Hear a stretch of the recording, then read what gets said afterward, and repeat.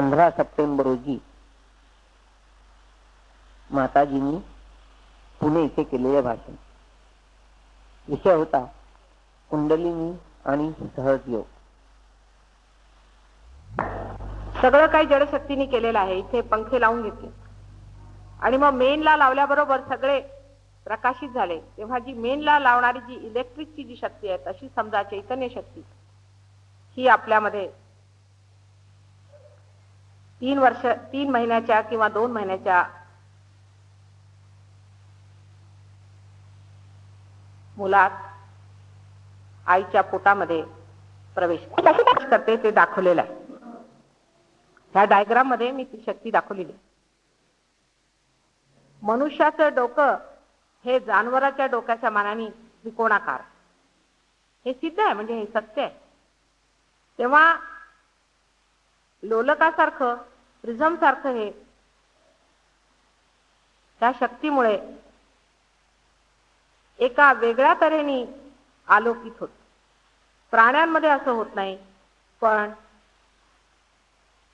माणसामध्ये किंवा ज्याला म्हणता येईल की मानवीय डोक्यामध्ये हे असे प्रकार घडतात.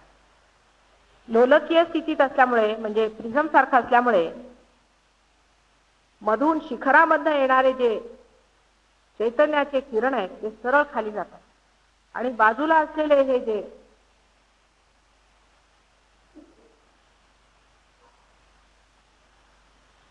त्रिकोणाकार लोलकासारखे जे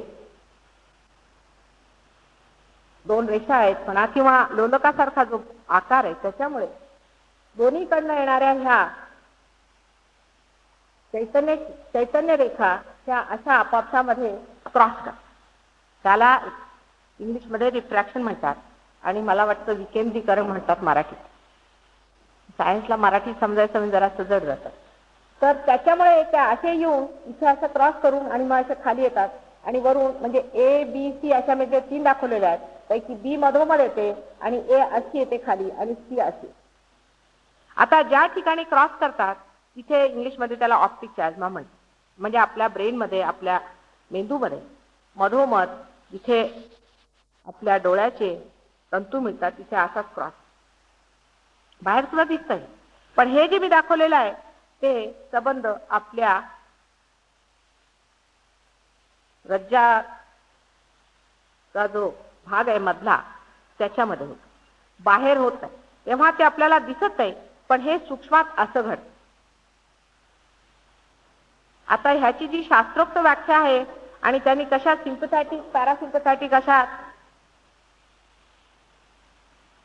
संस्था उत्पन्न झालेल्या आहेत त्याबद्दलचा एक लेख सुद्धा आलेला आहे. आणि तुम्ही आता इथे नुसतं एवढं लक्षात ठेवायचं की मधोमध जी आहे ती पॅरासिम्पथॅटिक नर्वस सिस्टमला प्रतिबिंबित करते आणि ज्या 2 बाजूला आहेत त्यापैकी right and left sympathetic nervous system असं शास्त्रोक्त म्हणतात.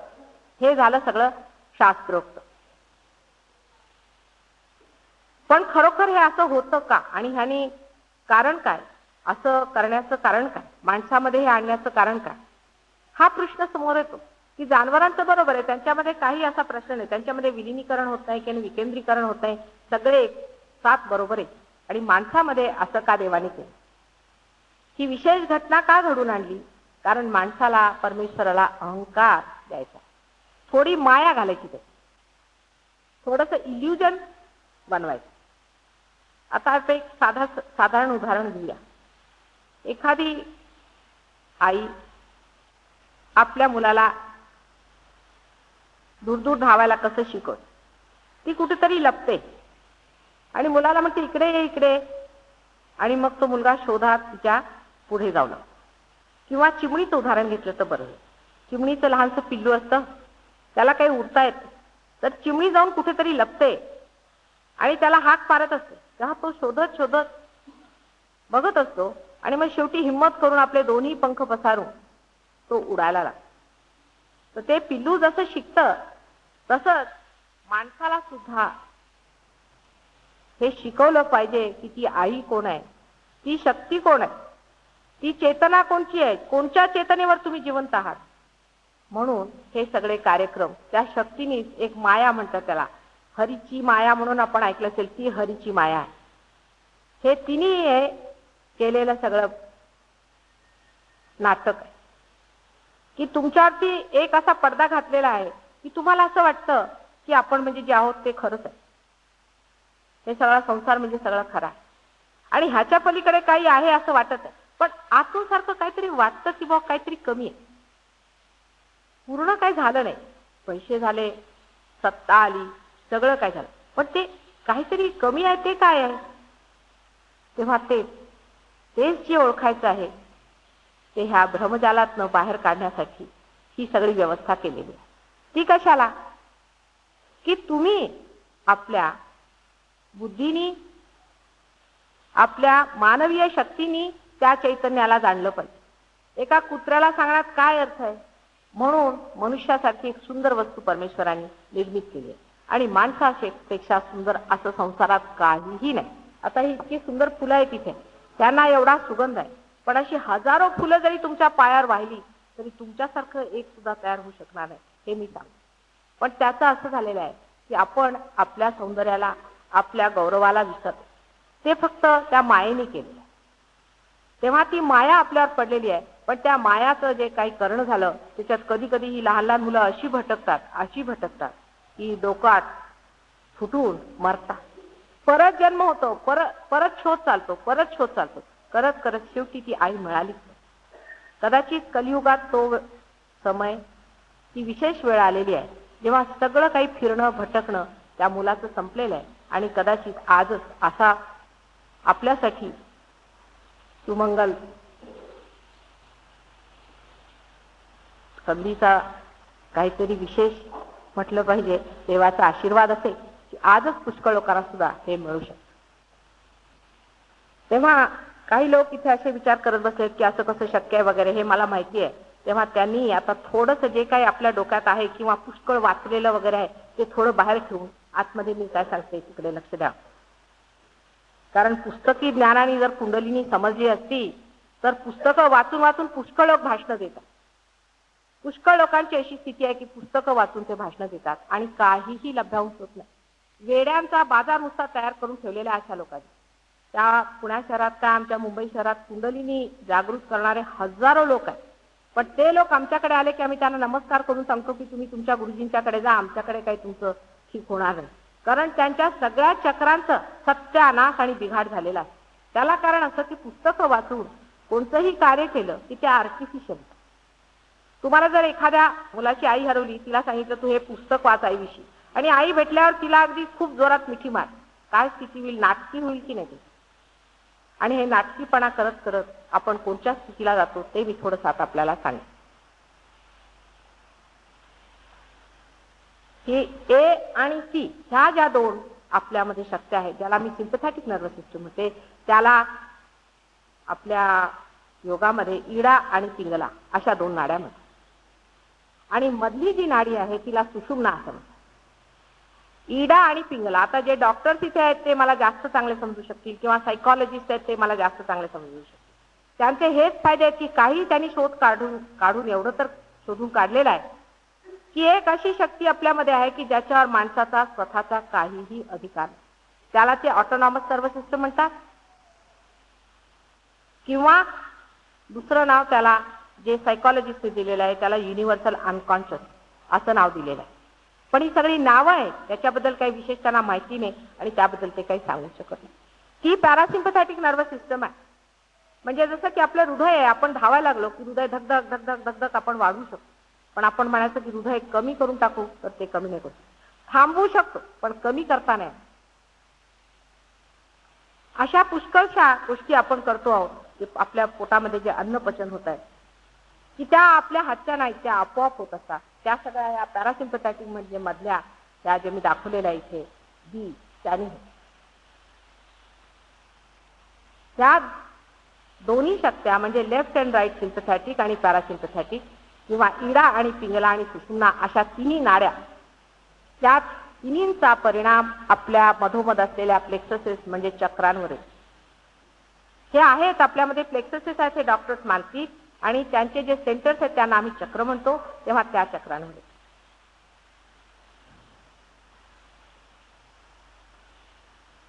मधली जी संस्था आहे ते आपल्या डोक्यामध्ये कोणी पेट्रोल भरावं तशी भरलेली आहे. त्याच्यानंतर मग ह्या जेव्हा दोन संस्था चालू होतात त्या कशा चालू होतात ते पाहिलं पाहिजे.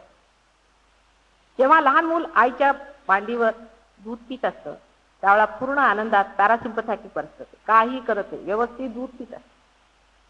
इतक्यात आई त्याला उचलून इकडून तिकडे हलवते.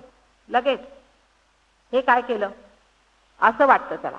ते कशामुळे? त्या पॅरासिम्पथॅटिकच्या मुळे नाही, पण सिम्पथॅटिक मुळे वाटतं की असं आईने मला का केलं, म्हणून तो विरोध करतो. तो विरोध आल्यामुळे इगो म्हणून एक गोष्ट या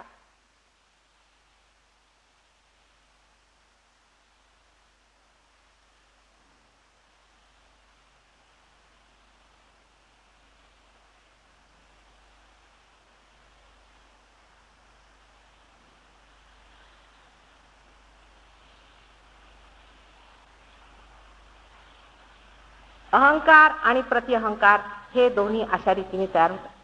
पहिल्यांदा अहंकार जेव्हा तो विरोध करतो आईला, मी आहे, ही कोण मला त्रास देणार, असं जेव्हा वाटलं तेव्हा तो विरोधामध्ये इगो बनतो. आणि त्याच्यानंतर मग त्याची आई त्याला म्हणते असं करू नकोस, तसं करू नकोस. तेव्हा त्याचं जे कंडिशनिंग होतं त्याच्यामुळे सुपर इगो म्हणजे प्रतिअहंकार बनतो.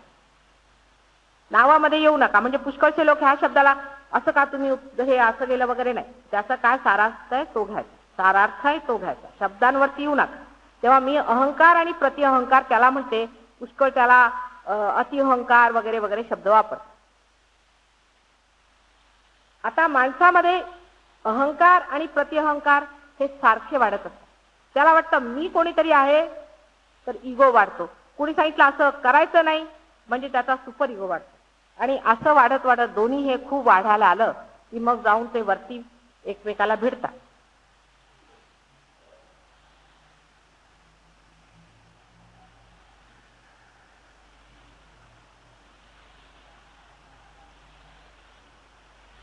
आणि जेव्हा हे दोन्ही एकमेकाला भेटतात तेव्हा आपल्या डोक्याच्या इथे आपल्याला माहिती आहे लहान मुलांची टाळू वाजत असते आणि ती टाळू नंतर भरून येते. ती टाळू भरून आल्याबरोबर मुलाचा अहंकार आणि प्रतिअहंकार पूर्णपणे आपलं काम दाखवू लागतो. मधल्या स्थितीमध्ये जेव्हा मुलाची नाळ कापली जाते तेव्हा इथे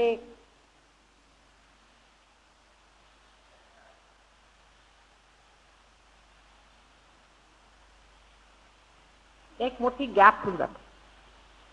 हे म्हणजे बाहेर सुद्धा दिसतं आपल्याला, डॉक्टर्स असले तर त्यांना कळेल इथे गॅप असते. पॅरासिम्पथॅटिक मध्ये एक गॅप आहे, त्याला झेन मध्ये व्हॉइड म्हणतात, मी त्याला भवसागर माया म्हणते. ही एक मोठी भारी माया.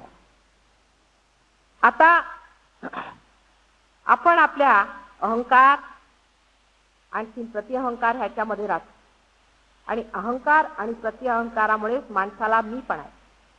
मी पण आला म्हणजे मी कोणीतरी आहे, मी वेगळा आहे, अशा रीतीची भावना आहे. इथे थोडासा कठीण आहे म्हणून जरा शांतपणे आहे का. मीपणा आला म्हणजे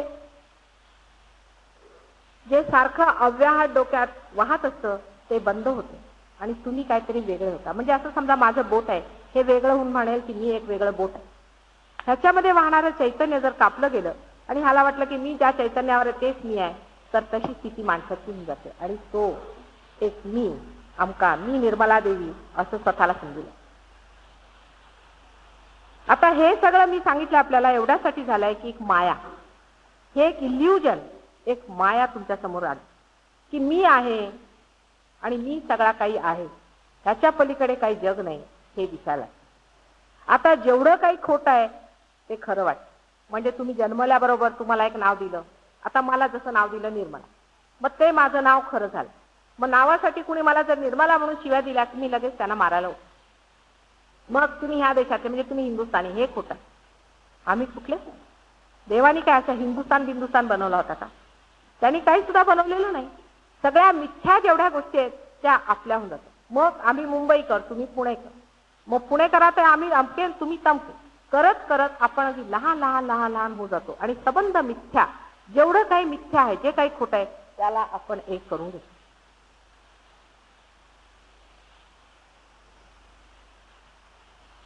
पण त्याचा इलाज कसा करायचा, हे सहज योगाने कसं करायचं, हे सगळं नंतर मी कुंडलींच्या वर्णनानंतर आपल्याला सांगणार आहे.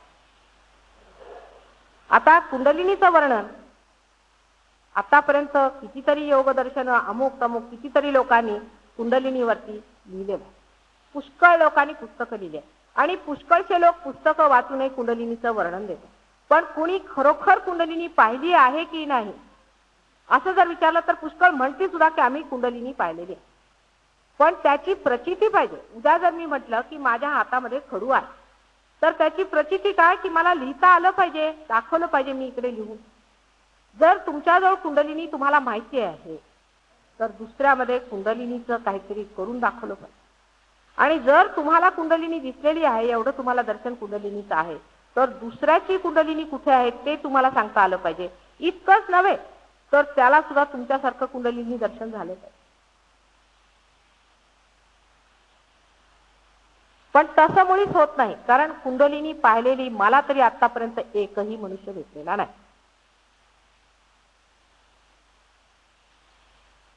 पुष्कळ गुरु लोक पाहिलेत मी, पुष्कळ यच्च यावत हिंदुस्थानात फिरून मी पुष्कळ लोक पाहिलेत आणि इतक्या जवळ जाऊन पाहिले की तितक्या जवळ कदाचित तुम्ही जायला घडणार सुद्धा नाही. आणि एकाही माणसाला मी जागृत पाहिलेलं नाही. दोघं तिघं आहेत ते मला आतमध्ये माहिती आहेत की ते जे आहेत, पण ते लोक साधारणपणे संसारात नाही, बाहेर बसले.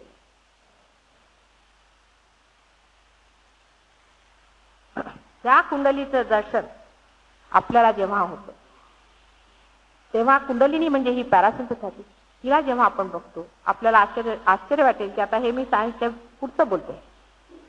तेव्हा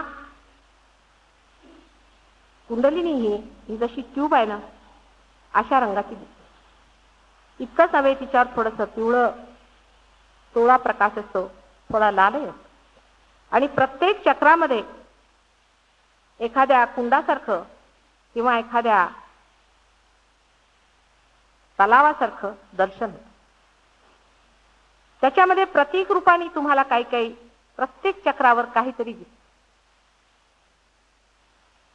सगळ्यात खाली जो मूलाधार चक्र आपण ज्याला म्हणतो, त्या मूलाधार चक्रावर आपल्याला श्री गणेशाचं दर्शन होतं.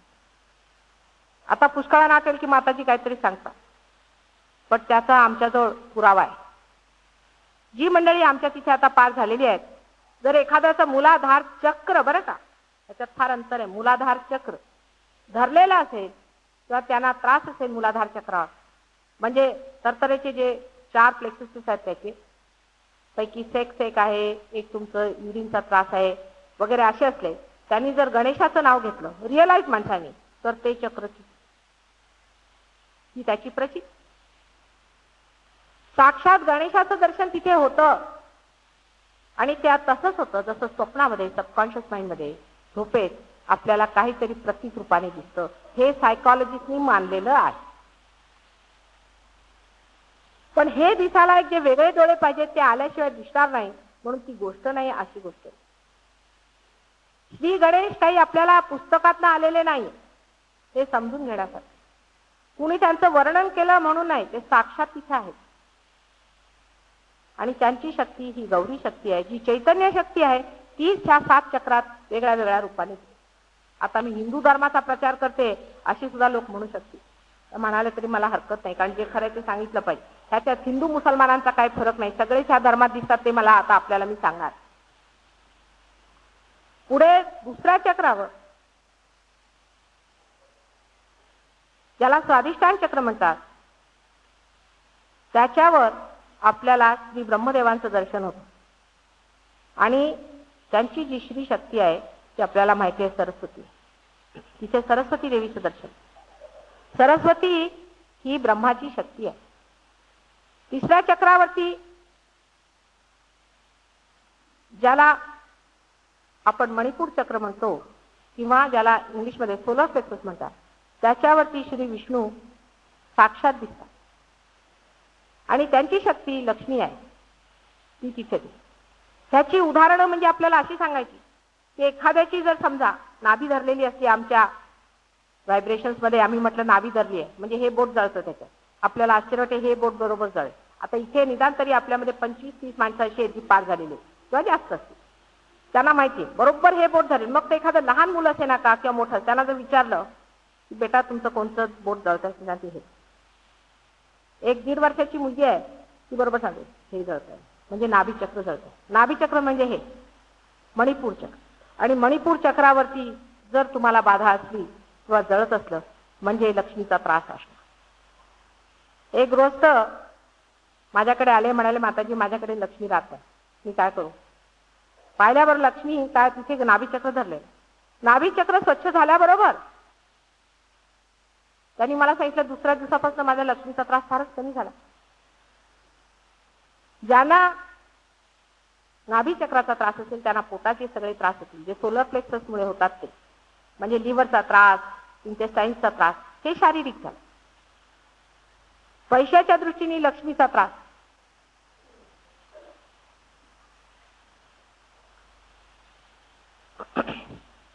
त्याच्यानंतर वर ज्याला आपण कार्डियक प्लेक्सस म्हणतो इंग्लिशमध्ये, आणि मराठीमध्ये त्याला अनहद चक्र म्हणतात, त्या ठिकाणी श्री शिवाचं स्थान. आत्म्याचं स्थान हे हृदयामध्ये तुम्हाला दिसतं, अगदी अंगुष्ठासारखा खरंच दिसते, फ्लेम दिसते. जसं आपल्या गॅसच्या लाईटमध्ये फ्लेम जळत असते की नाही, तसं तिथे असतं. आणि त्याची जी एनर्जी आहे ती कुंडलिनी खालीून वर आली तिथे मग ते पेट. हृदयामध्ये आपल्या श्री शंकराचे स्थान आहे आणि त्यांची शक्ती पार्वती, तिचे 9 रूप आहे. 90 रूपामध्ये ती असते आणि जेव्हा ती एकटी येते तेव्हा ती प्रचंड कार्य करते. जेव्हा ती शिवाबरोबर असते तेव्हा शांत एकटी स्वरूप अन्नपूर्णा असते. त्याच्या पुढे विशुद्धी चक्रावरती श्री कृष्णाचं स्थान आहे आणि त्याची शक्ती श्री राधेची. ही सगळी एकच शक्ती सगळीकडे आहे, पण त्यांचं जे स्थान आहे ते त्यांच्या उत्क्रांतीवर अवलंबून आहे. म्हणजे मानवाची उत्क्रांती जशी जशी होत गेली, संसाराची उत्क्रांती जशी जशी होत गेली, तशी तशी ती स्थानं बनत गेलेली आहे. आता ते सुद्धा एक मोठं हे आहे सांगायचं, म्हणजे की त्याच्यावर जर बोलायला बसले तर त्याला सुद्धा एक पूर्ण लेक्चर लागेल की आपलं कशी उत्क्रांती झाली, कशी आपण वाढलो वगैरे. नंतर आज्ञाचक्रावर त्या ठिकाणी श्री महालक्ष्मीचं स्थान. महालक्ष्मीला कोणी तिचा अवतार घेतलेला कुठे आपल्या पुराणात गिराणात कुठेही तिचं वर्णन नाही. ते कोणतं आहे हे मी जर आता सांगितलं तर आपल्याला शॉक बसेल, पण ते म्हणजे मेरीचं स्थान. जीससची आई महालक्ष्मी होती आणि जीसस हा स्वतः प्रणव रूप एक अवतार आहे. आणि नंतर इथे भगवती साक्षात चैतन्य स्वरूपिणी कुंडलिनी आहे.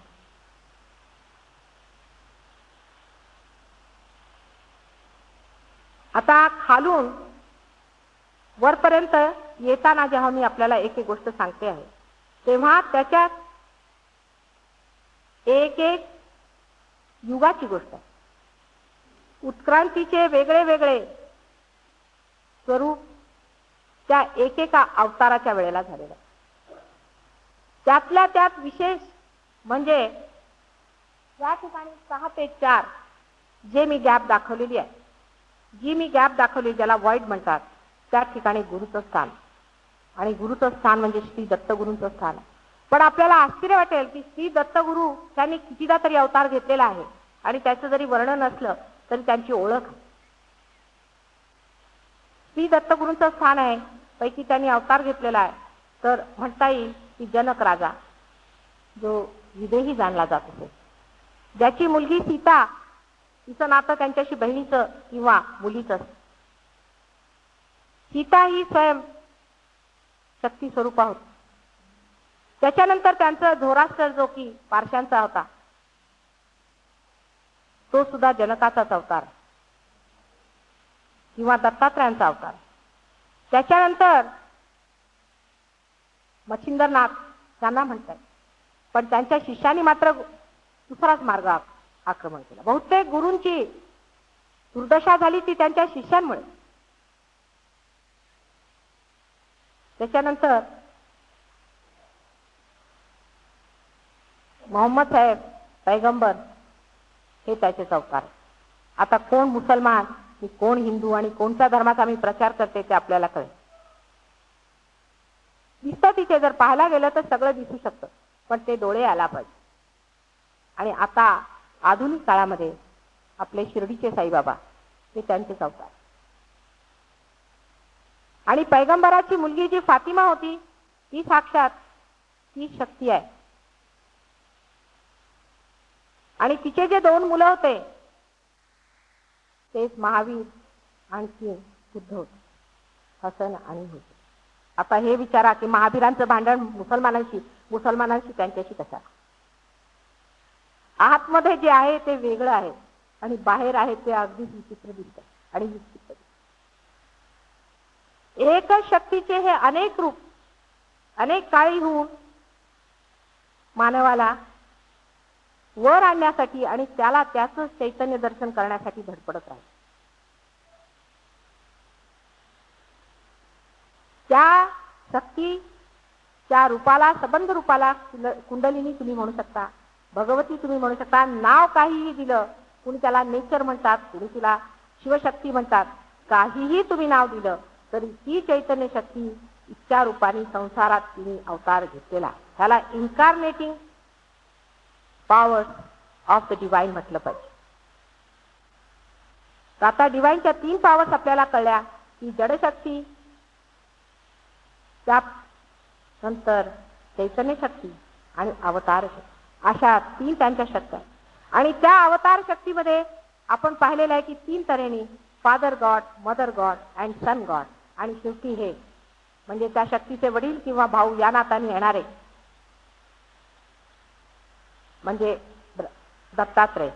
ही म्हणजे फार इंटरेस्टिंग आहे. दत्तात्रयचं म्हणजे फारच मजेदार आहे ते सगळं. आणि ते त्यांचं काय आहे की तो मानव झालेला आहे अवतार, अशी स्थिती आहे.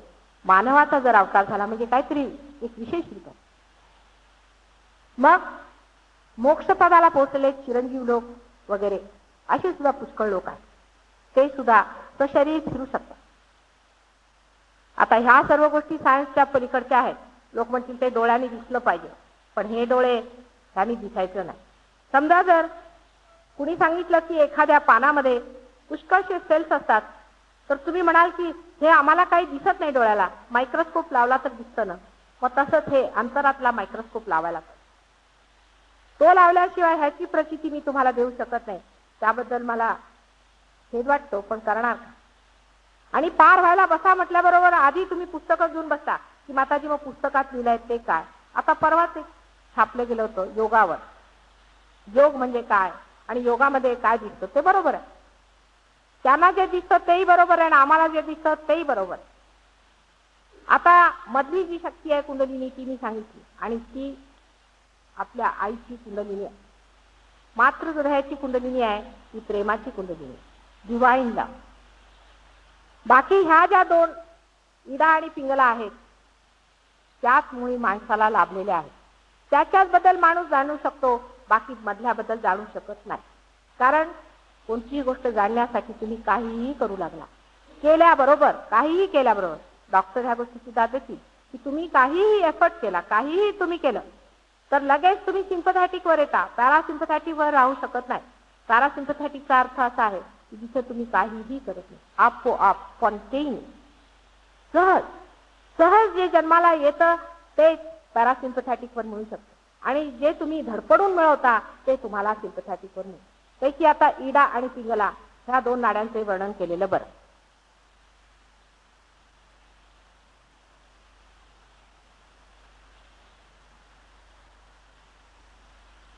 उजव्या बाजूला जी संस्था आहे तिला इडा असे म्हणतात आणि डाव्या बाजूला जी आहे तिला पिंगला म्हणतात.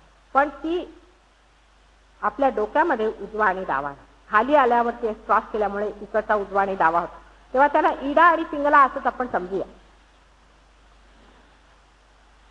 इडा नाडी ही योगी लोक वापरतात. जे योगी म्हणजे खरोखर सहज योगच हा खरा योग आहे, कारण त्यांनीच परमात्मा मिळतो, बाकी काही योग नाही. तर ते लोक काय करतात, इडा नाडीला वापरण्यामध्ये ते लोक आपल्या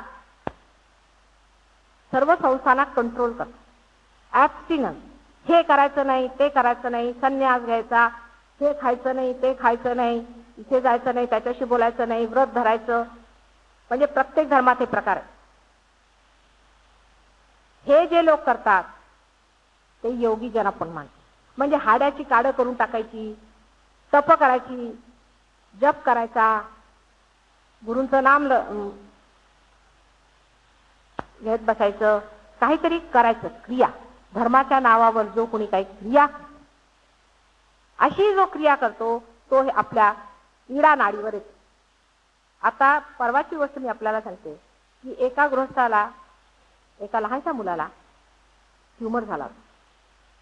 मी त्याला पाहिल्याबरोबर सांगितलं की तुम्ही योग करता का? म्हणे हो मी योग सुरू केला, मी शीर्षासन. शीर्षासनाने कॅन्सर होणार का हे इथे दाखवते आपल्याला.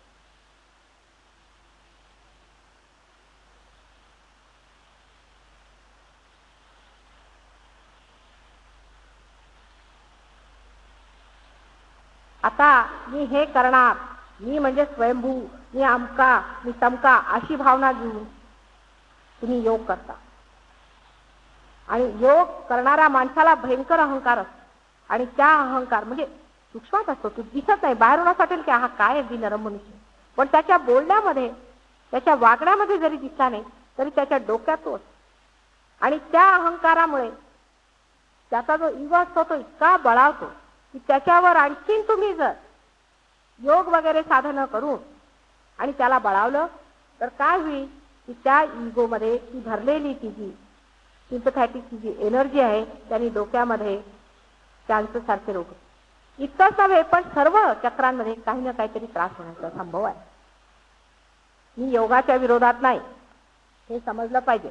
पण आदि शंकराचार्यांनी सुद्धा सांगितलं ना, योगेन सांख्येन कोणत्याही गोष्टीने परमेश्वर दर्शन होत नाही. ते कधी व्हायचं असलं की परमेश्वराची कृपा होणं सहजच होतं, हे शंकराचार्यांनी सुद्धा सांगितलेलं आहे. पण आजकाल वाचतंय कोण शंकराचार्य? आपल्याला सेक्स मध्ये गीता पाहिजे, सेक्स पाहिजे, त्याच्याशिवाय आपल्याला हे धर्म वाटत नाही.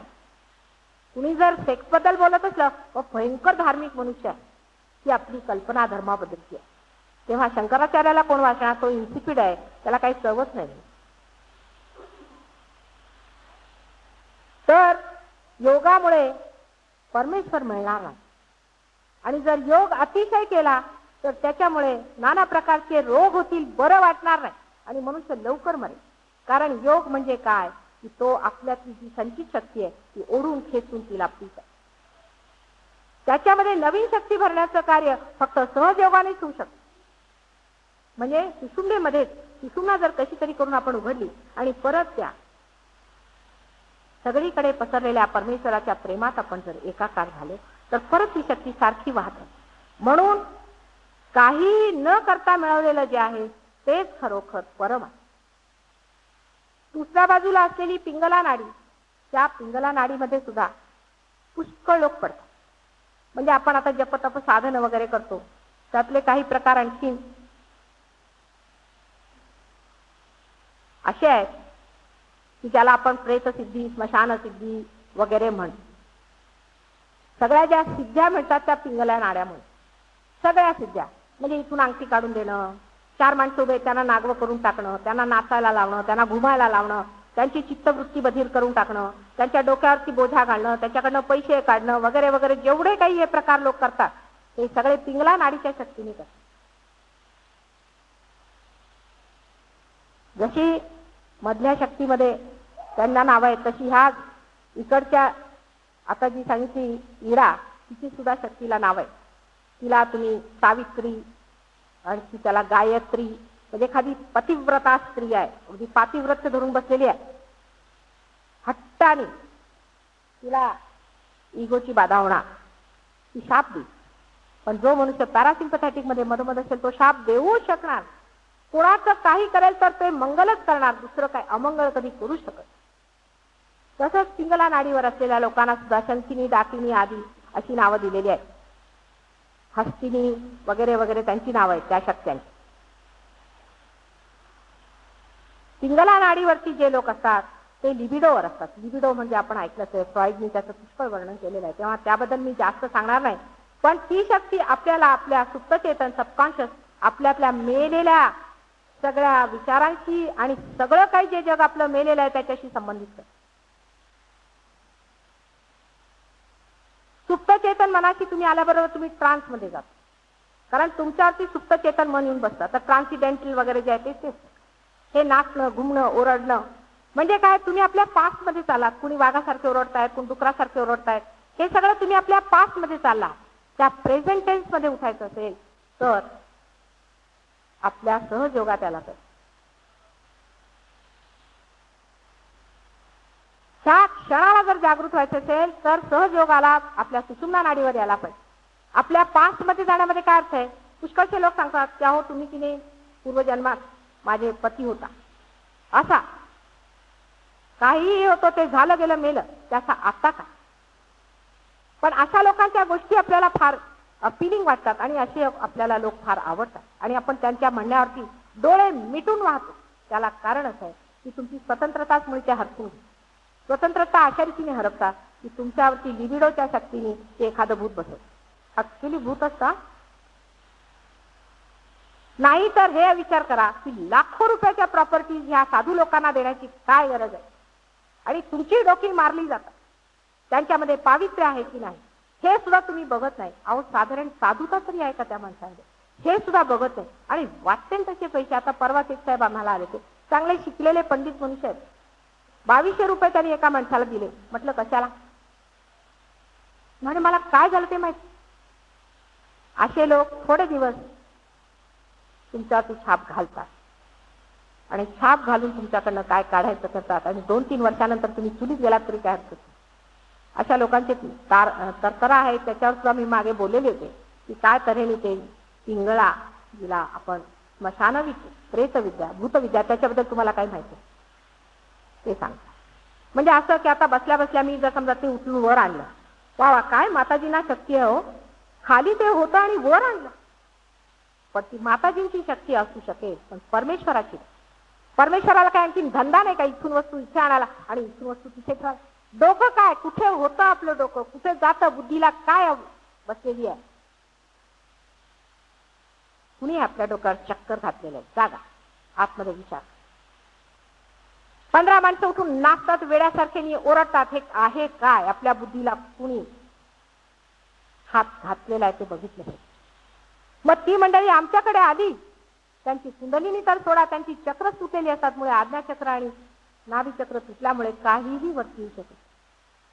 असे गल्ली गुरु निघालेले आहेत आणि गुरव्या निघालेल्या आहेत. त्याची काही कमी नाही. आणि तुमच्या स्वतंत्रतेवर पहिल्यांदा त्यांचा हात आहे. स्वतः विचार केला पाहिजे. नाग होऊन काय परमात्मा मिळू शकतो? कपडे बदलून काय परमात्मा मिळू शकतो का? इथून एक वस्तू इकडे आणून परमात्मा मिळू शकतो का? म्हणजे पिंगलेच्या कचाट्यातनं तुम्ही पटकन. पण पिंगलेचा कचाटा फार जबरदस्त होतो. हजारो माणसं त्याच्या ह्याला गळी पडतात. रावणाला ही स्थिती होती. रावण, आता पूर्वीचे जे असुर होते, कलियुगाचं वर्णन तुलसीदासांनी केलेलं आहे की कलियुगामध्ये सगळे असुर जन्माला आले. तुम्ही खरी गोष्ट आहे. 10 तर मलाच माहिती आहेत आणि 5 प्रात्यक्षिणी जन्माला आल्या आहेत. त्यांच्यामध्ये प्रेम कशाशी खातात नाही, सेडिस्ट असतात. सेडिस्ट. तुम्ही ओरडता आणि हे करता, आनंद होतो त्यांना आतून. हा हा काय खर्चय मी मानवाना. हिटलरला आपण जर एक सेडिस्ट म्हटला, जर 50% तर हे 100% आहे.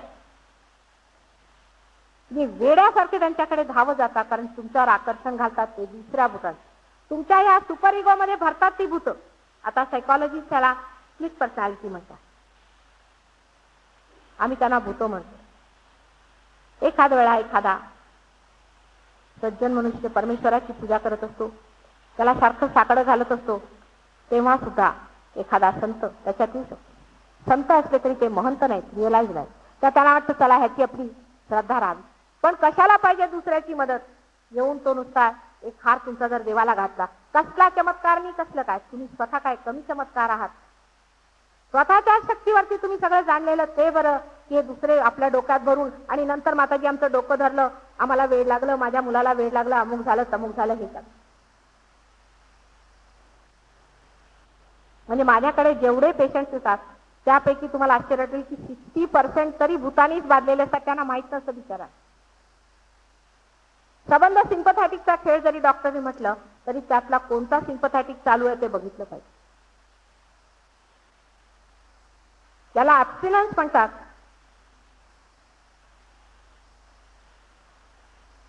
ज्याला आपण म्हणू की लोक म्हणतात तप, तप त्याला म्हणतात. तप, ते तप ज्याला म्हणतात ते सुद्धा काहीतरी करणं आहे.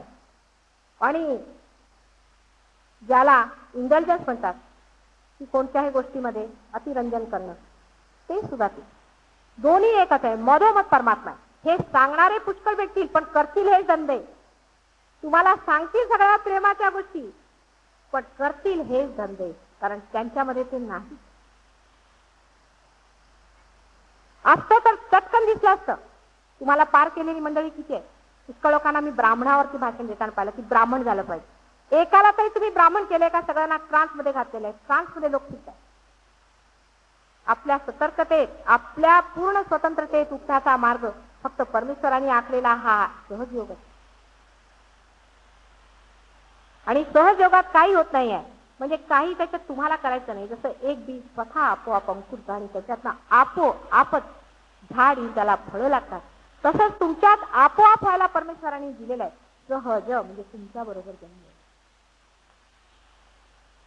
तुमच्याच बरोबर जन्मलेलं जे असं आहे त्याला काम करू द्या आणि ते नुसतं बघायचं आपल्याला. आणि ते इतकं सुंदर होतं. त्याच्यात हे कुंडलिनीचं जळणं आणि हे सगळे कुंडलिनीचे प्रकार काहीही व्हायला नको. जर झाले तर तो सहजयोगच लाव. उद्या जर एखादं झाड फळ देताना जळू लागलं तर ते काय झाड आहे का काय? पण जळणार, जर त्याच्यावर बाधा असली तर जळणार. आम्ही एक्सपेरिमेंट करतोय आता वेगळ्या वेगळ्या झाडांवर. ज्याच्यावर बाधा असते ते जळणार. आणि सगळाचा सगळा प्रकार जो काही बिघडलेला आहे तो ह्या मृतलोकातनं आलेल्या त्या भूतांच्यामुळे. भूत म्हणजे मेलेलं. मरतो म्हणजे काय? आपण सगळे मरतच आहे मुळी. थोडासा आपला भाग शरीराचा जो दिसतोय वरती तो फक्त पृथ्वी तत्वातला निघून जातो. बाकी 4 तत्व आपले तसेच्या तसे सशरीर आपल्याला दिसतात. त्याचा रंग असा निळसर हलकासा असतो. जर बघितलं तर तुम्हाला ते सुद्धा. आणि त्यांच्यामध्ये सूक्ष्मता येते, कारण वरचा हा जड भाग पडल्यामुळे त्यांच्यात सूक्ष्मता येते आणि ते तुमच्या मनामध्ये घेते. एखाद्या मुलाला एकदम भीती वाटते, डॉक्टर्स त्याला काही नावं देतात दुसरे किंवा सायकोसोमॅटिक म्हणतील, पण खरोखर होतं काय की हा सुपर इगो मध्ये जागा होते, ती तडाडते.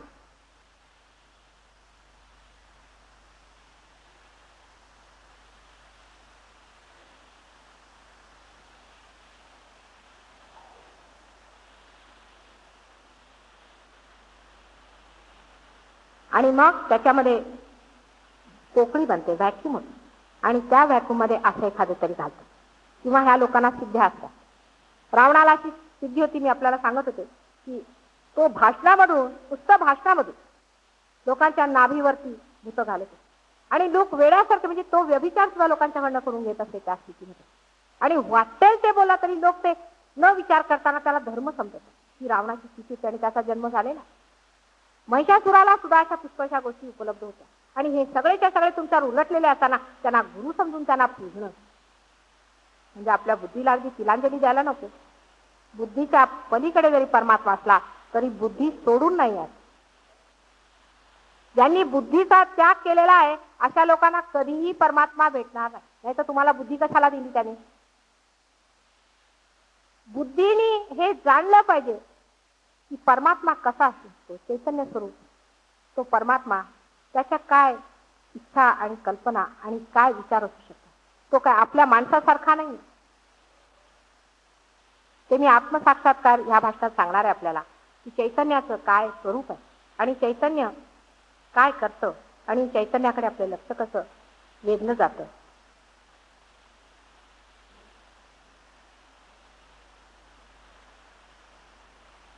हा मार्ग प्रेमाचा आहे. पुष्कळ मला असंही लोक विचारतात की तुम्ही प्रेमाला तेवढं काय मग प्राधान्य देता? कारण प्रेम जर परमात्माला झालं नसतं तर त्याने ही सगळी रचना केली कशाला असती? त्याच्या प्रेमशक्तीने ही रचना केलेली. आणि प्रेम म्हणजे ज्ञान. प्रेम म्हणजे ज्ञान हे सहजयोगाने असं कळतं की जसं तुम्ही पार होता तसेच तुमच्या हातातनं व्हायब्रेशन येऊ लागतं. सहजयोगाने जेव्हा तुमची कुंडलिनी वर उठून सहस्त्रात छेदून त्याच्याशी एकाकार होते तेव्हा तुमच्या हातातनं ते व्हायब्रेशन येऊ लागतं. आणि हे व्हायब्रेशन्स तुम्हाला शिकवतात की कुठे काय आहे. माणसामध्ये कुंडलिनी कुठे आहे? लहान लहान मुलं सुद्धा तुम्ही अशा हात धरली तर सांगतील माताजी पार आहे बरं, नाही तर नाही. एक लहानसा मुलगा, एक 8 वर्षाचा मुलगा जर तुम्हाला सांगतो की हा मनुष्य पार आहे की नाही, म्हणजे जर तुमच्या हातामध्ये भरपूर व्हायब्रेशन परत येत असले आणि सहसार थांबलेला असला तर तो मुलगा पार आहे. पण ते तुम्हाला काही समजायचं नाही मी बोलतेय का. पण एक लहानशा 8 वर्षाच्या पार झालेल्या मुलाला कळतं आणि तो सांगतो, त्यांना विचारतो जे बसलेले आहेत, तुमचा निर्विचारता आली का? होय. हातात तुमच्या व्हायब्रेशन्स येतात काय? आणि ह्याच व्हायब्रेशन्सनी हजारो लोक आज हिंदुस्थानामध्ये लोकांनी आणि बाहेर सुद्धा केलेलं. म्हणजे त्याचं जर मी लिहायला बसले तर ग्रंथचे ग्रंथ होती. म्हणा हे मुख्य कार्य नाही. लोकांना बरं करणं हे मुख्य कार्य नाही, पण लोकांना डॉक्टर करणं हे मुख्य कार्य. पण ह्याची प्रचिती घ्यावी, डोकं उघडं करून ह्याची प्रचिती घ्यावी. एवढे सगळे गुरु हे कार्य करतात, त्यांना जाऊन विचारा हे टेक्निक काय आहे, तुम्ही काय करता, तर काहीही सांगू शकणार नाही. कारण ते भूतांच्या आहारी स्वतः गेलेले आहेत आणि ह्यांचा मृत्यू काल जवळ आलेला. ही भूतच त्यांच्या डोक्यावर बसणार आहेत, एक दिवशी ह्यांना ठिकाणी लावणार. पण त्याच्या आधी तुम्ही आहारी जाऊ नका. स्वतःच्या स्वतंत्रतेत तुम्ही घ्या. सहज योगाला मनुष्य स्वतःच्या स्वतंत्रतेत पूर्ण इच्छेच्या तुमच्याची जबरदस्ती करतायत. आणि तुम्ही जरी म्हटलं माताजी आम्हाला पार करा, पण ते होणार नाही. झालं पाहिजे, झालं पाहिजे. जर आम्ही म्हटलं की हो तुम्ही पार, ते खूप जर तुम्ही झाला तर सगळेच्या सगळे म्हणतील की तुम्ही पार झाला. सहज योगाचं हे वैशिष्ट्य आहे की जर फळ झालं तर सगळे म्हणतील की फुलाचं फळ झालंय. ते फूल असताना कुणी म्हणणार नाही की बा हे बघा हे फळ झाली आहे. डोळे आहेत ना आम्हाला, तसेच ते डोळे येतात. ते लहान मुलं असो किंवा मोठं, सगळे म्हणतील पार म्हणजे पार. आणि पार झाल्यावर सुद्धा काय करायचं, चैतन्यात उतरण्याची शक्ती जरी आली तरी त्या चैतन्यामध्ये स्थिरता कशी आणायची वगैरे ह्याचं बरंच काही.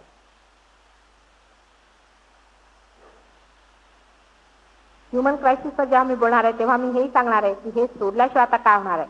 सहज योगाशिवाय काही मार्ग नाही संसारात. आणि जर हा मार्ग अवलंबन नाही केला तर संबंध संहार संसारात होणार. त्याबद्दल काहीही सांगा. जे विचारक लोकांनी आहेत त्यांनी ह्याच्याकडे दृष्टी द्यावी. 10 वर्षानंतर अमेरिकेहून कदाचित हे येईल, कारण तिथल्या डॉक्टरांचे कान उघडे झाले. ते कॅन्सर कसे बरे होतात, मी बरे करते असं नाही, की माझी मुलं आहेत तेही बरे करतात. काहीतरी कुणी सांगितलं, उडायला सांगितलं की उडतायत, धावायला सांगितलं की धावतात. पण का, हा विचार आपल्या डोक्यात ठेवला पाहिजे. आपली स्वतंत्रता ही बाळगली. कोणी गुरु असेल मोठा आपला घरी, आम्हाला त्यांनी काय दिलं. मी आई आहे आणि आईच्या नात्याने तुम्हाला सांगते की तुम्ही जागृत आतमध्ये जागा बघा. आपल्यात जे काही आहे, जे काही विशेष, जे काही मोठं आहे, जे काय गौरवान्वित आहे, ते सगळं जाणण्यात सगळंच ते सहजयोगालाच आहे. पण ते तुम्हाला आज मिळणार आहे, ते मिळण्यासारखं आहे. तेव्हा का नाही, कदाचित काही मिळणार, काही सांगता येत. काय लोक 4-4 वर्ष आमच्याकडे रगडत होत नाही, काय म्हणतात 2 मिनिटात पार. आता लोक म्हणतात हे काय माताजी तुमचं फेवर करतात. ते कुणालाही फेवर करण्याचा प्रश्नच नाही. मी काहीच करत आहे, मी नुसतं तुमच्या डोक्यावर हात ठेवते. इथून जे वाहत आहे प्रेम ते येऊन घ्या. ही जी मध्ये गॅप आहे, जी पोकळी आहे, जिला वॉइड म्हणतात, त्याच्यात भरते. त्याच्यात भरल्याबरोबरच ही कुंडलिनी वर उठते आणि वर उठल्यावर त्याच्यानं सहज वर जात आणि वर जाऊन हा संस्कार सोडून आणि तुम्हाला त्या सर्व शक्तिमान सर्वगामी परमेश्वराच्या प्रेमशक्तीची एकाकार, तीच तुमची चेतना, तीच तुमचं अवेअरनेस. आणि त्या शक्तीवर आज प्रत्येकाचं हृदय स्पंदन करत आहे.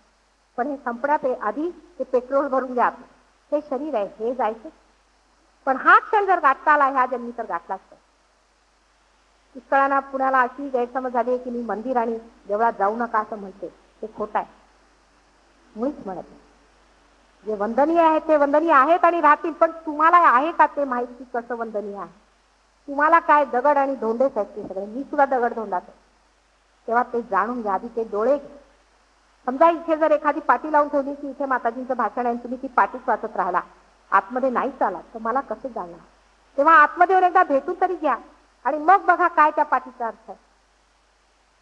तुळशीदासाचं उदाहरण आहे. तुळशीदासाने संबंध रामायण लिहिल्यावर श्री रामाने त्यांना दर्शन 3दा दिलं आणि त्यांना टिळा लावला.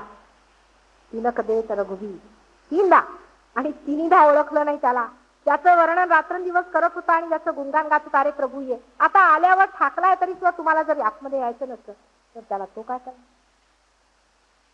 तेव्हा कोणी काय म्हणतं, कोणी काय सांगितलंय, कोणत्या पुस्तकात ते झालं, तुम्ही काय सांगता, तुम्हाला काय दिसतंय, तुमचा काय अनुभव आहे, तुम्हाला काय मिळतंय ते मी.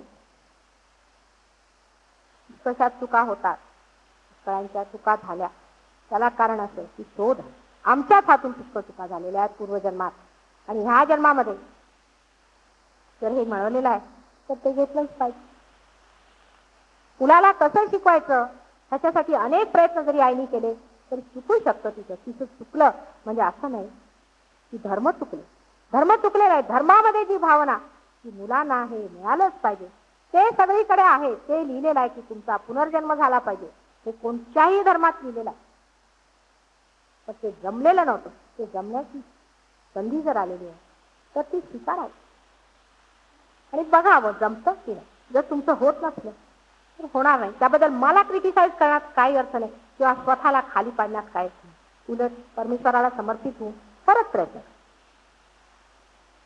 पण जर तुमच्यात खरंच अर्थता असली, कितीही कोणत्याही राक्षसाने कितीही तुमचं बिघडवलेलं असलं तरी तुम्ही ताळ्यावर या आणि तुम्ही ठिकाणावर या. त्याबद्दल मला मुळीच शंका नाही. तेव्हा आपण काहीही करून परमेश्वराला मिळू शकत नाही. हेच त्याचं ब्रीद वाक्य आहे, हा सहजयोग आहे. आपोआप तुमच्यात घडतं. जसं एक बी आपोआप उगवतं. फक्त मी थोडंसं प्रेमाचं पाणी देत असते सगळ्या, दुसरं काही. माझं काहीच देणं घेणं नाही तेव्हा मी गुरु सुद्धा नाही असं म्हटलं पाहिजे. पण कधी कधी आई गुरु होते त्या नात्याने तुम्ही बघा. तसं तुम्ही माझ्या डोक्यावरही बसलात किंवा तुम्ही जरी मला त्रास दिलात तरी मान्य आहे. पण त्रास देण्यापेक्षा आई जर काही चांगलं देत असेल तर घ्यावं, ही सुबुद्धी आहे. तर कुबुद्धी नसते अशातली गोष्ट नाही, कुबुद्धी असते. तेव्हा आपण कोणाच्या आहारी जातो ते आपल्याकडे आपण लक्ष असते सहजोगात. मला असं विचारायचं होतं की कुणाला जर काही प्रश्न असले तर त्याने विचारायचे, पण दुसऱ्या लोकांना आतमध्ये आणून प्रश्न विचारू नका की हे म्हणत होते तुम्ही काय म्हणता तसा प्रश्न विचारा. म्हणजे उसने ज्ञान मला नको. स्वतःचा तुमचा जर काही प्रश्न असला तर मी त्याचं उत्तर द्यायला अगदी तयार आहे. पण त्या प्रश्नामध्ये मुमुक्षुता असायला पाहिजे. मुमुक्षुता म्हणजे तुम्ही सत्याच्याच शोधात आहात. कुणीतरी गुरुनी काहीतरी शिकून ठेवलं आहे म्हणून तर तुम्ही डोक्याशी धरून बसलेला असला. तो गुरु तर जाणारच आहे, ते दगडाच्या नावी आहेत, त्या बुडणारच आहेत. पण तुम्ही सगळेच्या सगळे बुडणार आहात. काहीही मिळवलेलं मला तरी दिसलेलं नाही. इथे ट्रान्स मध्ये लोक फिरतात आणि माझ्या समोर धक धक धक धक धक अशा हालत असतात. नेहमी अशा हालत. फार मोठमोठे गुरु आहेत लोकांचे, पण त्यांचे शिष्य मात्र बिचारे असायचे माझ्याकडे हलत असते. आणि ते एखादे मुमुक्षू जे पार झाले त्यांच्या हातात थंड आतमध्ये हे आतूनमध्ये शांत आणि त्यांच्या हातातनं वाहणारे ते व्हायब्रेशन, ते चैतन्य लहरी ज्याचं वर्णन स्वतः आदि शंकराचार्यांनी सुद्धा केलेलं आहे. त्या चैतन्य लहरीतनं ते कितीतरी लोकांना जागृती देऊ शकतात आणि पार करू शकतात. आणि त्या लोकांच्याकडनं सुद्धा अशी शुभ कार्य होत आहे. त्याचं तुम्ही प्रचिती घ्यावी, केंद्रावर यावं आणि बघावं. आज मेडिटेशनचा पण प्रोग्राम आहे असं म्हणत होते, तर आपण तोही थोडा वेळ घेऊ. बाकी काही प्रश्न असला पण मुमुक्षुता असायला पाहिजे. तेव्हा कोणातरी गुरुचा झेंडा घेऊन इकडे येऊ नका.